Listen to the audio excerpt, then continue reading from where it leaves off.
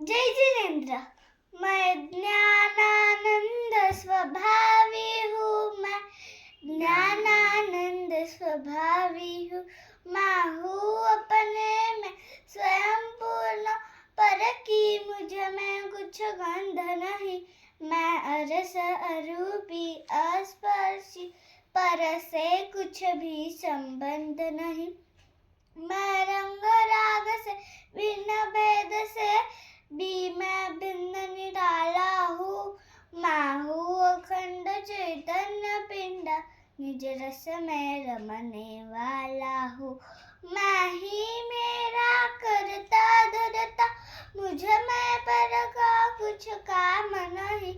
मैं मुझ में रहने वाला हूँ, पर मैं मेरा विश्राम नहीं। मैं शुद्ध बुद्ध विरुद्ध एक, पर परिणति से अप्रभावी हूँ।